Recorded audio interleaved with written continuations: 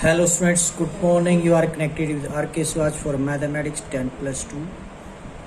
Today we are going to discuss about the chapter probability and topic is binomial distribution. क्या होता है ये binomial distribution? जैसे आपने binomial थ्योरम पढ़ी होगी, उसकी एक जनरल टर्म होती थी, उसी से रिलेटेड यहाँ पर बात कर रहे हैं binomial distribution. The binomial distribution denoted by B and P. तो बी एन पी इस तरीके से भी ये डिस्ट्रीब्यूशन को बाइनोमियल डिस्ट्रीब्यूशन को डिनोट किया जाता है and that is the probability distribution of a random variable which take the value 0 1 2 3 4 5 up to n with probability of x is equal to r is equal to ncr into p raised power r into q raised power n minus r. ये है formula P X equal to are के लिए. यहाँ are की value change होती रहेंगी और हम किसी भी एक्स की वैल्यू के लिए प्रॉपर्टी निकाल लेंगे. तो कैसे अप्लाई होता है ये वो देख लीजिए.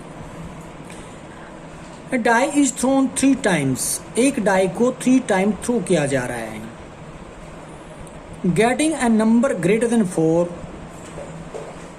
Is considered as success.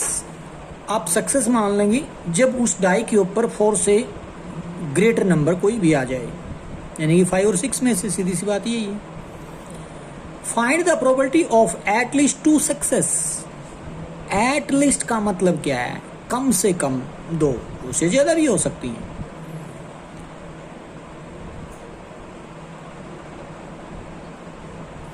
तो लेट कर लेते हैं pre denote the probability of success of getting a number greater than 4. इसका मतलब कौन कौन आ रहा है ग्रेटर देन 4 में? 5 और 6 आ रहा है. In a single throw of die. एक डाई को सिंगल थ्रो के लिए हम डिनोट करते हैं पी को प्रोबेबिलिटी ऑफ सक्सेस. उसके अंदर ग्रेटर देन 4 आएगा तो सक्सेस बोला जाएगा. तो ग्रेटर देन 4 में 2 नंबर्स अपने पास 1 2. तो प्रोबेबिलिटी मतलब पी की जो वैल्यू बनेगी वो क्या रहेगी? 2 फेवरेबल केस हो गए. टोटल अपने पास एक डाई के अंदर कितने नंबर होते हैं? टोटल 6. 2/6 यानी कि 1/3. क्यू की वैल्यू कैसे आती है? 1 माइनस पी कर देते हैं हम. पी की वैल्यू 1/3. 1 में से 1/3 माइनस करते 2/3. Let X denote the number of success. कि एक्स जो है वो नंबर ऑफ सक्सेस को डिनोट करता है in 3 throw of a die. कहां से आया है? क्योंकि एक डाई को वो 3 टाइम थ्रो कर रहा है. तो एक्स क्या चीज है? नंबर ऑफ सक्सेस की बात करेगा, वो भी in 3 throw of a die. Then X is a binomial.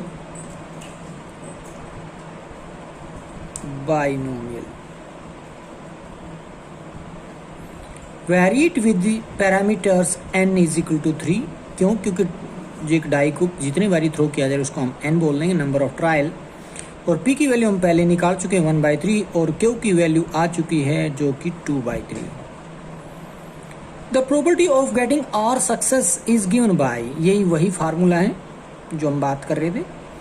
तो probability of getting r success, तो p x is equal to r that is equal to ncr into p raise power r into q raise power n minus r. n की वैल्यू मैं जानता हूं तो इसलिए 3cr. p की वैल्यू मैं जानता हूं इसलिए 1/3 की पावर r. q की वैल्यू मैं जानता हूं 2/3 इसलिए 2/3 की पावर 3 माइनस r, क्योंकि n माइनस r का मतलब 3 माइनस r. अब r की वैल्यू क्या है? 0 हो सकती, 1 हो सकती, 2 हो सकती, 3 हो सकती है. अब हमें क्या निकालना है? आंसर क्या देना है? पर्सन यहां पर आ रहा है. तो उसने कहा था probability of getting at least 2 success की बात करी थी. Find the probability of at least 2 success. तो लिख रहे हैं probability of getting at least 2 success, यानी कि probability of x greater than equal to 2. कम से कम 2 रहेंगी, फिर 3 भी हो सकती, 4 भी हो सकती, 5. वो तो केस पर डिपेंड करता है. यहाँ पर ट्रायल 3 ही है तो वैल्यू 3 तक जाएगी. इसलिए probability x equal to 2 plus probability x equal to 3 दोनों को ऐड कर देंगे. x की वैल्यू 2 के केस में ये बनेगी NCR. r की जगह आप क्या रख दिया हमने? यहाँ पे 2 रखेंगे. और अगले केस में n की जगह तो वही रहेगा 3, बट x r की जगह 3 आ जाएगा। तो r की जगह 3 हमने ये रख दी क्योंकि यहाँ पर r था, तो 3c(n)(3) लिख देंगे। यहाँ पर 1/3 की पावर 3 हो जाएगी, और 2/3 की पावर 3 - 3 क्या होता है 0, और किसी की पावर 0 क्या होता है 1 होता है, 1 लिखने की ज़रूरत नहीं है। तो अब इसको सोल्व करेंगे तो 6/27 प्लस क्या ये प्लस 1/27, तो 7/27, that is the probability of getting at least 2 success.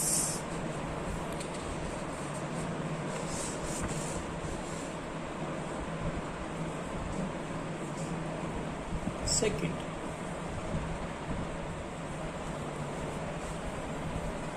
A die is thrown 8 time, एक डाई को 8 टाइम थ्रो किया जा रहा है। इसका मतलब समझ गए होगे n की वैल्यू 8 है। यहाँ पर प्रॉब्लम आएगी तो इसी टाइप की आएगी, p की वैल्यू क्या होगी, n की वैल्यू क्या होगी, r की वैल्यू। ये चीज़ें पता लगने के बाद एक छोटा सा फार्मूला आपको पता आना चाहिए, px × r = ncr × p rays power × q rays power n - r। बस उसके अंदर वैल्यू रखते चले जाए, क्या निकालना बस ये चीज़ भी पता होनी चाहिए। If getting an even number, if getting an even number is a success, तो एक डाई को जब थ्रो करते हो तो उसके अंदर इवन कितने होते हैं, ओड कितने होते हैं, ये चीज़ आपको पता होनी चाहिए। तो जानते होंगे इवन के अंदर 2, 4, 6 आएंगे, नहीं 3 नंबर्स हैं। उसकी प्रॉपर्टी आप उसको आप क्या कहेंगे, if getting an even number is a success. Success किसको बोलते हैं, पी को लेट कर लेते हैं। पी की वैल्यू आ जाएगी आपके पास 3/6। Find the probability of getting at least 7 success. आपको क्या पता लगाना है, find the probability of getting at least 7 success. कम से कम 7 तो होना चाहिए, यानी कि 7, 8, 9, 10 इस तरीके से जहाँ तक भी जाएगा। अब यहाँ पर कितने ट्रायल थे, 8 ट्रायल थे, तो इसका मतलब 7 और 8 रहेगा। अभी क्या रहेगा 7 और 8, प्रोबेबिलिटी जो रिक्वायरमेंट की बात कर रखी है उसने, वहाँ पर r की वैल्यू 7 और 8 लेकर हम दोनों को ऐड कर देंगे तो आंसर आ जाएगा। देखिए कैसे, when a die is thrown, even number on it may be obtained in 3 ways। या तो 2 रहेगा, या 4 रहेगा, या 6 रहेगा। एक डाई को जब भी आप थ्रो करोगे, इवन नंबर या तो 2 आएगा, या 4 आएगा, या 6 आएगा, यानी कि 1, 2, 3 है कुल मिला के। Let P denote the probability of success. P को क्या डिनोट कर लेते हैं, सक्सेस की प्रोबेबिलिटी कह लेते हैं। Then P = 3/6। 3 क्यों, 1, 2, 3 ये टोटल अपने पास आपको पता ही होगा, डाई के अंदर 1, 2, 3, 4, 5, 6 यानी कि टोटल 6 होते हैं, तो इसलिए 3/6 का मतलब 1/2। एंड Q = 1/P होता है, क्योंकि आप जानते हैं P + Q = 1 होता है, इसलिए Q की वैल्यू 1 - P = यानी कि 1 - 1/2 also 1/2। Let X denote the number of success in 8 throws of a die. X क्या लेट कर लेते हैं, number of success. Number of success किस में बोला था उन्होंने, ये रहा इवन नंबर आने की बात कही, सक्सेस यानी कि P। तो उसमें हम X डिनोट कर रहे हैं number of success 8 time, 8 throw of a die. Then X is a binomial variate with parameter n। हमारे पास 8 क्यों, क्योंकि एक डाई को 8 टाइम थ्रो करने की बात कही, इसलिए n की वैल्यू 8 है। P की वैल्यू निकाल चुका हूँ 1/2 है, Q की वैल्यू भी 1/2 आएगी। The probability of R success is given by, ये फार्मूला ही है और कुछ नहीं है। तो प्रोबेबिलिटी ऑफ R सक्सेस क्या होता है, probability X = R = NCR × P rays power R × Q rays power n - R होता है। तो n की वैल्यू मेरे को पता है 8 है, तो 8C R रख देंगे। P की वैल्यू पता है 1/2 है, तो 1/2 की पावर R हो जाएगा। Q की वैल्यू 1/2 है, तो 1/2 की पावर 8 - R लिख दिया। अब बस आपने क्या करना है, R की वैल्यू रख देनी है, जो जो मांगा है उसके अकॉर्डिंग आप उनकी प्रोबेबिलिटी को ऐड कर देंगे। अब X की वैल्यू क्या क्या देना है हमने आंसर के अंदर, उन्होंने कहा find the probability of getting at least 7 success, यानी कि X की वैल्यू 7 रहेगी, 8 रहेगी, और दोनों प्रोबेबिलिटी को हम ऐड कर देंगे। तो यही बात हम यहाँ पर लिख रहे हैं। पहले तो हमने इसको सोल्व कर लिया, क्योंकि बेस इक्वल हो तो पावर ऐड हो जाती है। यहाँ भी 1/2 1/2 बेस इक्वल है, बीच में मल्टीप्लाई का साइन है, तो पावर ऐड कर देंगे। 8 - R में प्लस R ऐड करोगे तो R से R कैंसिल होकर 1/2 की पावर 8 हो जाएगी, 8 से R। तो बस इसी को सोल्व किया गया है। तो प्रोबेबिलिटी ऑफ एटलीस्ट 7 सक्सेस क्या होता है, probability x greater than equal to 7, 7 भी आएगा 8 भी आएगा, 7 और 8 की प्रोबेबिलिटी को ऐड कर देंगे। 7 के केस में क्या करेंगे, r की वैल्यू 7 दे दी बस। 8 वाले केस में क्या करेंगे, r की वैल्यू 8 दे दी। इन दोनों को सोल्व करेंगे तो इस तरीके से 8 से 7 8 होता है, 8 से 8 1 होता है, और इन दोनों में से आप 1/2 की पावर 8 बाहर निकाल सकते हैं, जो कि 1/2 5 6 होता है। 8 + 1 क्या होता है 9, 9/2 5 6, ये आंसर आ जाएगा। Probability of getting at least 7 success. Next है ए डाई इज थ्रोन 4 टाइम। तो अब जैसे स्टेटमेंट की ये फ्रेज सेंटेंस पढ़ने से पता लग गया कि 4 क्या चीज़ है, n की वैल्यू आ चुकी है, क्योंकि जो एक्सपेरिमेंट, जो ट्रायल मतलब जितनी बारी कर रहे हैं आप, तो वो क्या होता है, n की वैल्यू होती है। Getting a number greater then 2 is a success. Getting a number greater then 2, success किसको कह रहे हैं, नंबर आ जाए 2 से ग्रेटर, उसको सक्सेस बोल रहे हैं। अब किसके अंदर 2 से ग्रेटर नंबर आए, वो डाइस की बात कर रहा था। तो डाई के अंदर 2 से ग्रेटर कौन होता है, 3 4 5 6, यानी कि 4 नंबर होते हैं। तो इसका मतलब आप इस गेट सक्सेस का मतलब P मान के चलेंगे इस चीज़ को, P की वैल्यू क्या आ जाएगी, यानी कि प्रोबेबिलिटी जब निकालेंगे 4/6 होनी चाहिए। अब कहोगे कि 4 कहाँ से लाए, मैं कह तो रहा हूँ नंबर ग्रेटर देन 2, डाइस के अंदर 2 से ग्रेटर कौन से नंबर होते हैं, 3 4 5 6, यानी कि 4 नंबर होते हैं। तो 4/, मैंने टोटल 6 कहाँ से लिया, डाई के अंदर टोटल नंबर 6 जो होते हैं। आगे कहते हैं find the probability of getting, किसकी प्रोबेबिलिटी निकालनी है। यहाँ पर 3 क्वेश्चन हुए हैं अपने सामने। एग्जैक्टली 1 सक्सेस, यानी कि r की वैल्यू 1 रख देना है, या x की वैल्यू 1 कह लो, वही आपको आंसर में रख देना, और ना 2 के लिए ना कोई और एक अकेला। लेस देन 3 सक्सेस का मतलब 0 रहेगा, 1 रहेगा, 2 रहेगा, तो उन सबको ऐड करोगे तो सेकंड पार्ट का आंसर आ जाएगा। थर्ड में बोला more than 3 success. More than 3 success का मतलब है 3 तो आएगा नहीं, बट यहाँ पर 4 ले लेंगे, क्या 5 ही रहेगा, नहीं, क्योंकि 4 टाइम तो थ्रो कर रहे हैं डाई को, इसका मतलब अकेला 4 x की वैल्यू वहाँ पर या r की वैल्यू वहाँ पर डालेंगे 4, उसका आंसर बन जाएगा। चलिए आगे बढ़ते हैं। Let p be the denote the probability of success.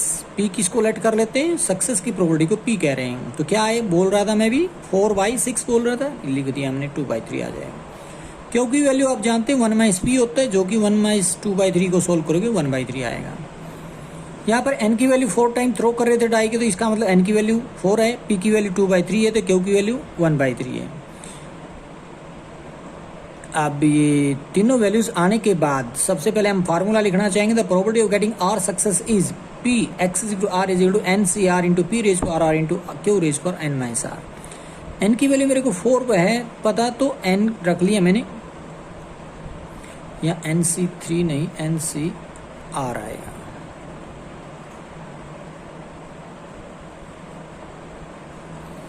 तो n का पता है मेरे को 4, तो 4CR इंटू पी का पता है 2/3 की पावर r इंटू क्यू का पता है n - r, इसका मतलब 4 - r हो जाएगी पावर 1/3 की। अब जो चाहिए उसको दे देते हैं। फर्स्ट क्वेश्चन में क्या 1, यानी कि r की जगह 1 रखना आपने और कुछ नहीं करना है। तो क्या रहेगा, probability of exactly 1 success p x = 1, तो जहाँ भी r है वहाँ पर 1 रख दिया जाएगा। 4C1 इंटू 2/3 की पावर 1 इंटू 1/3 की पावर 4 - 1 का मतलब 3। अब 4C1 क्या होता है, 4 होता है, 2/3 एज इट इज है, 1/3 की पावर 3 1/27, इनको सोल्व करेंगे तो क्या आएगा 8/81। यही आंसर है एग्जैक्टली 1 सक्सेस के लिए। आगे पूछे लेस देन 3 सक्सेस, तो लिखते probability of less than 3 success, यानी कि प्रोबेबिलिटी x लेस देन 3। तो 3 से लेस कौन सा होता है, 0 हो सकती है, 1 हो सकता है, 2 हो सकता है, और तो कोई नहीं होता। तो इसकी probability x = 0 plus probability x = 1 plus probability x = 2, तीनों की इवेंट को प्रोबेबिलिटी निकाल के ऐड कर देंगे। तो यहाँ पर x की यानी कि r की वैल्यू 0 रहेगी, यहाँ पर r की वैल्यू 1 रहेगी, यहाँ पर r की वैल्यू 2 रहेगी। अब कॉम्बिनेशन तोड़कर सोल्व करके इन तीनों को ऐड कर देंगे और वो मिलेगा 33/81। यही है probability of less than 3 success. Third part है मोर देन 3 सक्सेस के बारे में। Probability of more than 3 success यानी कि probability of x greater than 3। अब इसमें इक्वल का साइन नहीं आएगा, कौन आएगा? अकेला 4 आएगा, यानी कि probability of X is to 4 है, तो 4c4 2/3 की पावर 4 और 1/3 की पावर 4 - 4 क्या होता है 0, और किसकी पावर 0 क्या होता है 1 हो जाएगा, और 4c4 भी 1 होता है, 2 की पावर 4 16 होता है, 3 की पावर 4 81 होता है, 16/81 आंसर आ जाता है।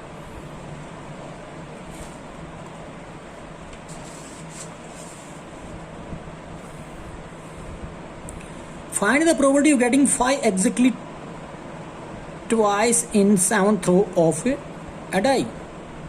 क्या पता लगाना है? Probability of getting 5 exactly twice। 5 को exactly twice का मतलब 2 बार आना चाहिए, exactly twice, दो पहले भी 5 दूसरी बार भी 5, और डाई को कितनी बार थ्रो किया जा रहा है 7 टाइम। तो यहाँ से आप 1 मिनट आगे बढ़ने से पहले सोचिए n की वैल्यू क्या है, p की वैल्यू क्या है, q की वैल्यू क्या है, और आगे आपको फार्मूला पता होना चाहिए।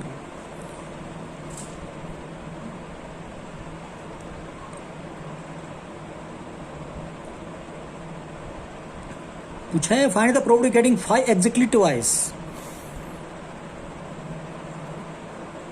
तो 5 एग्जैक्टली ट्वाइस कब आता है, इसके बारे में प्रोबेबिलिटी पूछी। 7 थ्रो ऑफ अ डाई, एक डाई को 7 टाइम थ्रो किया जा रहा है। तो यहाँ 7 यानी कि फिगर आपको क्या रिप्रेजेंट करने की कोशिश कर रहा है n। अब बात रह जाती p यानी कि सक्सेस, कौन है? प्रोबेबिलिटी ऑफ सक्सेस के लिए बात करते हैं, तो अब 5 आने की बात जो होगी वो क्या है सक्सेस रहेगी। Find the probability getting 5। तो इसका मतलब क्या है, ये 5 आना ही सक्सेस बोला जाएगा। तो 1 2 3 4 5 6 में से 5 कितनी बारी आता है 1 टाइम, इसलिए टोटल होते हैं 6 डाई के अंदर, तो 1 में 6 हो जाएगी प्रोबेबिलिटी सक्सेस की। तो फेलियर आप जानते हैं 1 में से माइनस कर देंगे 1/6 5/6 आ जाए, तो p की वैल्यू आ जाएगी, q की वैल्यू हो जाएगी, n की वैल्यू आ जाएगी। बाकी आप फार्मूले की सहायता से जो चाहिए उसको दे देंगे। इसलिए लेट करता हूँ p denote the probability of success, यानी कि p इज इक्वल टू 1/6 लिखा हमने, क्योंकि 5 1 2 3 4 5 6 में से 5 एक ही बार आ रहा है, तो 1/6 q आ जाएगा 1 - 1/6 5/6, n की वैल्यू क्या बन जाएगी 7। तो फार्मूला रहेगा p x is to r is to n c r p raise power r into q raise power n minus r, that is n की वैल्यू 7 है तो 7 c r इंटू p की वैल्यू 1/6 है तो उसकी पावर r, और q की वैल्यू 5/6 है तो उसकी 7 माइनस r पावर रख देंगे। Show probability of getting 5 exactly twice. अब हमें जो निकालना है वो लिख रहे हैं हम probability of getting 5 exactly twice, यानी कि एक बारी 5 आए तो दूसरी बारी भी 5 आए, तो उसको कहेंगे x की वैल्यू 2 है, वहां पे x की वैल्यू 2 है, तो x की वैल्यू 2 होने का मतलब है जहां r है वहां पर 2 रख देंगे, तो 7c2 into 1/6 raise power 2 into 5/6 raise power 7 - 2 का मतलब 5 हो जाएगा, ये रख दिया। सोल्व करेंगे तो 7/12 इंटू 5/6 की पावर 5 आ जाएगा। सेकेंड पार्ट है find the probability of throwing at most 2 6 in 6 throw of a die. तो डाई को कितनी बार थ्रो किया जा रहा है 6 टाइम, इसका मतलब n की वैल्यू 6 है। एक बात तो क्लियर ही आ जाएगी। Find the probability of throwing at most 2 6, यानी कि 6 की बात कर रहा है, 6 आना ही प्रोबेबिलिटी सक्सेस की बोली जाएगी। अब 6 1 2 3 4 5 6 में से 6 कितनी बारी आता है 1 टाइम, इसलिए p की प्रोबेबिलिटी 1/6 हो जाएगी, तो q की क्या हो जाएगी 5/6, यानी कि 3 चीज़ों की जरूरत थी, हमें तीनों चीज़ डिस्कस कर ली। देखिएगा let p denote the probability of success, यानी कि 1/6, q आ जाएगा 1 में से माइनस कर देंगे 1/6 तो 5/6, n की वैल्यू क्योंकि डाई को 6 टाइम थ्रो कर रहा था n की वैल्यू 6 आ चुकी है, ये फार्मूला रहेगा। तो p x is to r that n c r into p raise power into q raise power n minus r, और n की वैल्यू डाल दी गई है, p की वैल्यू डाल दी, q की वैल्यू डाल दी। अब उसने जो मांगा है उसका आंसर दे देते हैं हम। उसने क्या कहा है probability of throwing at most 2 6, eight most 2 ज्यादा से ज्यादा 2 होने चाहिए, इसका मतलब यही होता है। तो वही लिखने जा रहे हैं probability of at most 2 success, यानी कि probability x is less then 2 आना है यहाँ पर, x इज लेस देन 2। तो x इज लेस देन 2 में क्या आएगा प्रोबेबिलिटी x 0 भी आएगी, 1 भी आएगा, 2 भी आएगा। एट मोस्ट ज्यादा से ज्यादा है, एट मोस्ट वर्ड आया है तो इसका मतलब इक्वल भी लगाना है ना हमने, लेस तो रहेगा, साथ में इक्वल भी, क्योंकि एट ज़्यादा से ज़्यादा 2 ले सकते हैं, तो कम तो लिए जा सकते हैं, 1 भी ले सकते हैं और 0 भी हो सकता है। तो इसलिए 0, 1, 2 की प्रोबेबिलिटी को ऐड कर देंगे। ये 0 के लिए है, 1 के लिए, 2 के लिए, तीनों को ऐड करेंगे तो इस तरीके से यहाँ पर रिजल्ट पहुँचेगा। वो आएगा 35/18 इंटू 5/6 की पावर 4।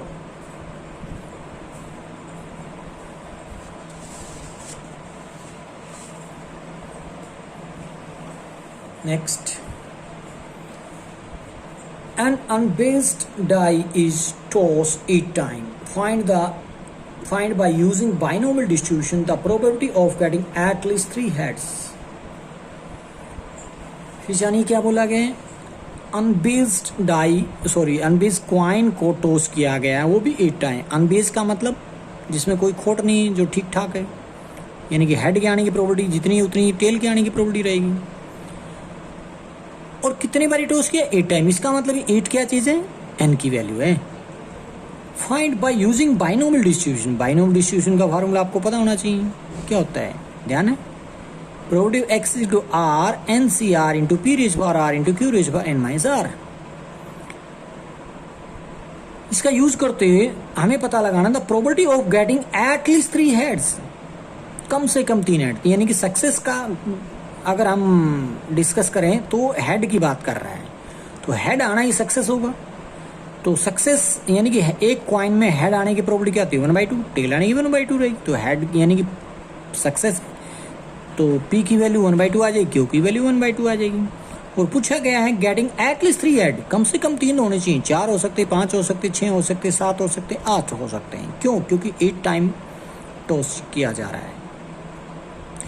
या तो इसको इस तरीके से 3, 4, 5, 6, 7, 8 को ऐड कर दो, या दूसरा रास्ता आपको पता होगा, अल्टरनेटिव में क्या होता है? 1 में से माइनस कर देंगे क्या चीज़, जो कि 0, 1, 2, ये शायद छोटा पड़ेगा, क्योंकि 3, 4, 5, 6, 7, 8 ज़्यादा केस हो जाते हैं, 0, 1, 2 कम होते हैं, इसलिए 1 में से माइनस कर देते हैं।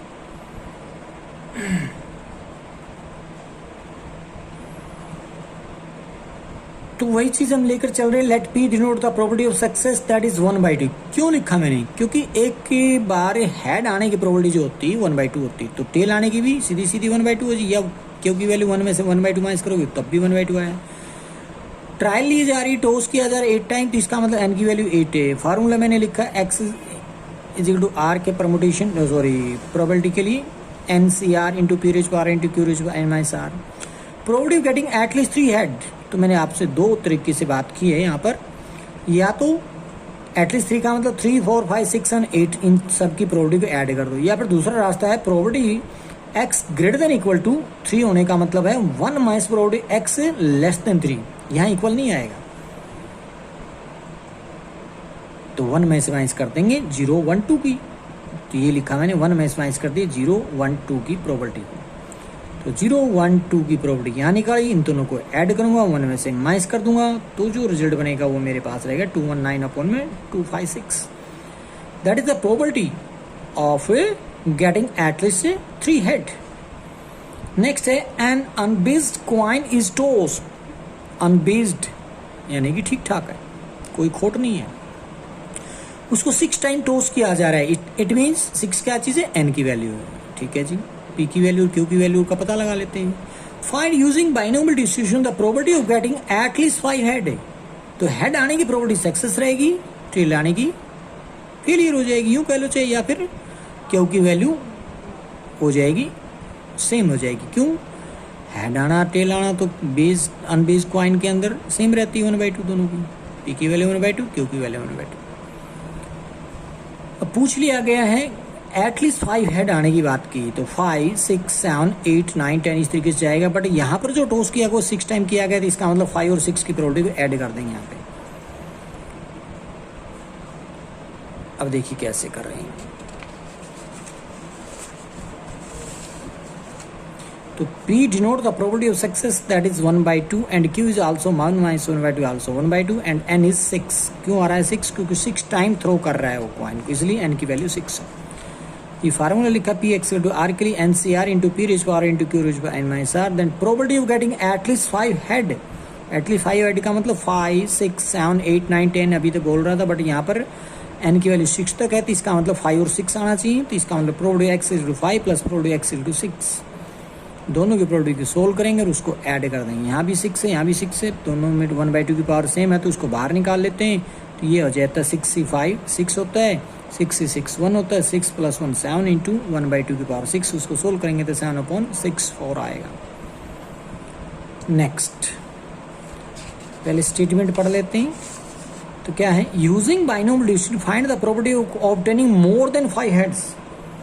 क्या पूछा है, मोर देन 5 हेड्स, तो यानी कि हेड आने की बात जो कहेगी वो सक्सेस है, तो 1 में माइनस कर देंगे, यानी कि पी की वैल्यू 1/2 हो जाएगी, तो क्यू की वैल्यू 1/2 हो जाएगी।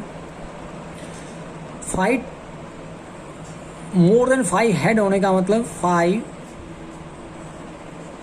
6 7 8 9 10 इस तरीके से, बट कहाँ तक जाएगा वो आगे बात कर रहे थे। When an unbiased coin is tossed 8 time, तो 8 तक जाएगा, क्योंकि n की वैल्यू 8 आ चुकी है, 8 से ऊपर तो जाएगा नहीं। तो 5 6 7 8 आपको 5 6 7 8 4 जो हैं उनको केस को ऐड करना, वो आंसर आ जाएगा। तो n की वैल्यू 8 है, p की वैल्यू 1/2 है, q की वैल्यू भी 1/2 है, और 5 से ग्रेटर मोर देन 5 हेड्स, तो इसका मतलब 5 नहीं लेंगे हम, मोर देन 5 हेड होने का मतलब है उससे ज़्यादा, यानी कि 6 7 8 3 ही केस लेंगे, 4 नहीं लेंगे। यहाँ शायद मैं पहले 4 केसेस को ऐड करने की बात कर रहा था। तो मोर देन 5 होने का मतलब 5 से ज़्यादा, 5 से ज़्यादा 6 7 8 होता है, इसलिए 3 केस को ऐड करेंगे वहाँ पर। तो देखिए कैसे,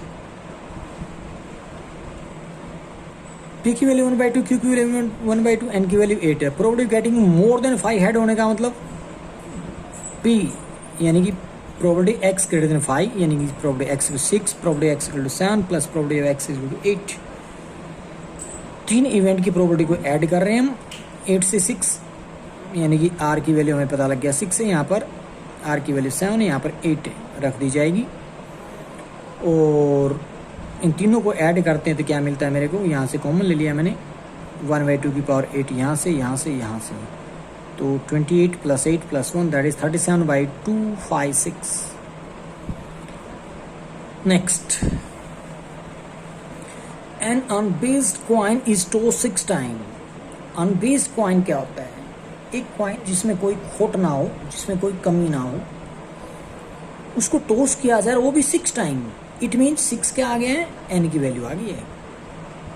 find the probability of obtaining, क्या ऑब्टेन करने की प्रोबेबिलिटी, एग्जैक्टली 4 हेड, यानी कि हेड की बात की तो सक्सेस की प्रोबेबिलिटी आ जाए, यूं कह लो। तो हेड आने की मतलब कॉइन के अंदर हेड की प्रोबेबिलिटी क्या होती है, 1/2 होती है, अगर फेयर है तो, इसलिए 1/2 हो जाएगी p की वैल्यू, q की वैल्यू 1/2 जाएगी। अब एग्जैक्टली 4 में हमें निकालना है, यानी कि r की वैल्यू 4 अकेला आंसर दे देगा। तो n की वैल्यू 6 है, r की वैल्यू 4 है, p की वैल्यू 1/2 है, तो q की वैल्यू 1/2 है। देखते हैं,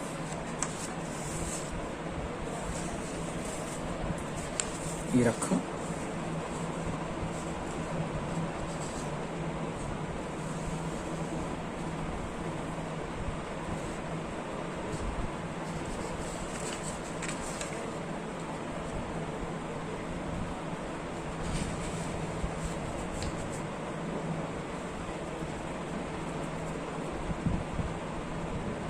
ये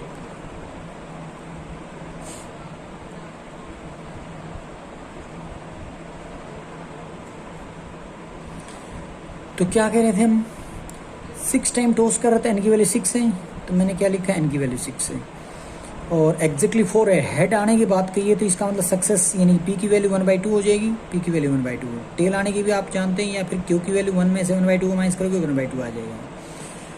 तो probability of r success in given by, तो पहले फार्मूले की बात कर रहे हैं। तो p probability of x * r is equal to NCR into p raise power n to q raise power n minus r, यानी कि 6CR, n की जगह क्या रख रहे हैं हम, 6 रख रहे हैं, 6CR इंटू 1/2, क्यों, p की वैल्यू 1/2, उसकी पावर क्या आ रही है 6, क्योंकि r की वैल्यू 6 मिल चुकी है। q की वैल्यू 1/2 है, 6 माइनस r रख दी जाएगी। तो r की वैल्यू क्या देंगी, अभी बात कर रहे थे हम पीछे,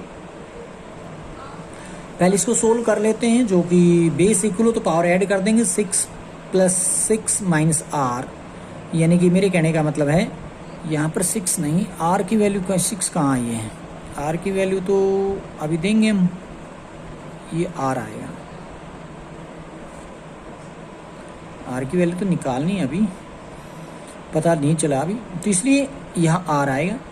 तो 6 आर इंटू बेस इक्वल तो पावर ऐड कर देंगे, 6 माइनस आर में आर ऐड करेंगे तो अकेला 6 रह जाएगा।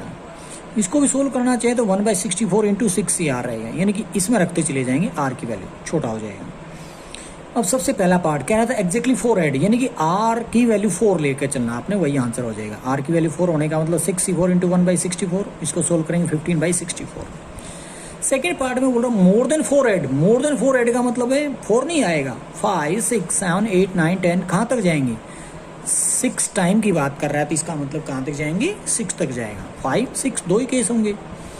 लिखा probability of obtaining more than 4 head होने का मतलब x greater than 4, that means x is 5 और 6, x के लिए 5 और 6 दोनों को ऐड कर देंगे तो क्या रहेगा, यहाँ पर 5 यहाँ पर 6 दोनों को ऐड करेंगे तो क्या मिलेगा, 7/64। थर्ड में पूछा गया less than 3 head, less than 3 head का मतलब 3 को इंक्लूड नहीं करेंगे, 0 1 2 रहेगा तो 3 केस को ऐड कर देंगे। तो लिखा probability of obtaining less than 3 head, मतलब probability x is less than 3 का मतलब होता है probability of x is equal to 0 plus probability of x equal to 1 plus probability of x is equal to 2। तो r की value 0 यहाँ पर ले ली हमने, r की वैल्यू 1 यहाँ पर ले ली हमने, r की वैल्यू 2 यहाँ पे ले ली। तीनों केस को जब ऐड करते हैं तो क्या पाओगे, 164 into 1 plus 6 plus 15, that is 22/64 means 11/32। Fourth part में बोला है more than 4 heads and less than 6, 4 से तो ज्यादा हो 6 से कम हो, ये कह रहा है। इसका मतलब 5 अकेला आ गया, एग्जैक्टली 5 भी बोल सकते हैं आप इस चीज को, किस चीज को, more than 4 heads and less than 5, इसको बोल सकते हैं एग्जैक्टली 5। तो यहां बात कर रहे हैं तो probability of obtaining more than 4 heads and less than 6 head, यानी कि x की वैल्यू 4 और 6 के बीटवीन जो रहेगी कौन आती है, x की वैल्यू 5 बन जाएगी, यानी कि एग्जैक्टली 5। तो 65 इंटू 1/64, इसको सोल्व करेंगे 6/64 यानी कि 3/32। फिफ्थ पार्ट में कहा है at least 4 heads, at least 4 heads, at least 4 का मतलब कम से कम 4 रहेंगे, ज्यादा हो सकते हैं 4 5 6 7 इस तरीके से जा रहे हैं, तो 6 के ऊपर तो वैसे भी नहीं जाना है, तो 4 5 6 आ जाएगी आर की वैल्यू। तीनों को ऐड कर देंगे, लिखा हमने probability of obtaining at least 4 head, इसका मतलब होता है x greater than equal to 4, that means x is equal to 4 plus x probability x equal to 5 plus probability x equal to 6। तीनों की प्रोबेबिलिटी निकालेंगे और उनके वैल्यूज इस तरीके से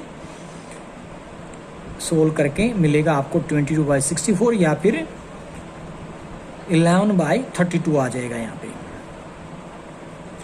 अब 6 पार्ट में पूछा एटमोस्ट 4 हेड, इसका मतलब होता है ज्यादा से ज्यादा 4 बनेंगे, तो इसका मतलब इससे कम तो हो सकते हैं ना, तो दो तरीके से बात कर रहे हैं, एक तरीके से एटमोस्ट 4 ज्यादा से ज्यादा 4 आने चाहिए, तो हम 0 1 2 3 को ही ऐड कर लेंगे, क्यों ज्यादा बात करें, तीन ही केस हैं। अगर एटमोस्ट ज्यादा ज्यादा 4 को छोड़ दो तो कौन बनता है, 5 6 यानी कि 6 तक जाए, वहां पर 2 केसेस आ रहे हैं, तो जैसे मर्जी कर लो, या तो 2 को ऐड कर लो 1 में से माइनस कर लो, कौन कौन को ऐड करके 5 और 6 को ऐड करके 1 में से माइनस कर लो, या फिर सीधा सीधा 0 1 2 3 को ऐड कर लो।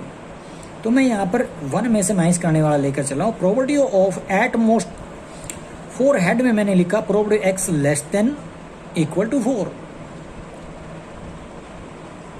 तो 3 क्यों, अगर ऐड करें 0 1 2 3 4 आना था उसमें, तो 4 केसेस हो जाते हैं, 0 1 2 3 4 एट मोस्ट उसने लिखा था, एक बार फिर पढ़ लेते हैं, एटलीस्ट यहाँ था एट मोस्ट 4 हेड, ज़्यादा से ज़्यादा 4 का मतलब 0 1 2 3 4, इसका मतलब 5 केसेस है, तो इसमें ज़्यादा हो जाएगा, इसलिए हम 1 का सहारा लेकर चलेंगे। तो वही मैंने लिखा probability x less than equal to 4, it means इसी को आप लिख सकते 1 minus probability x greater than 4, only greater than 4, इसका मतलब हो जाएगा 5 और 6 की प्रोबेबिलिटी निकालेंगे, ऐड करके 1 में से माइनस कर देंगे। 5 और 6 के लिए यहाँ पर निकालेंगे उनकी प्रोबेबिलिटी, 1 में से जैसे ही मैं इसको माइनस करूंगा तो 57/64 मिलता है। Thank you.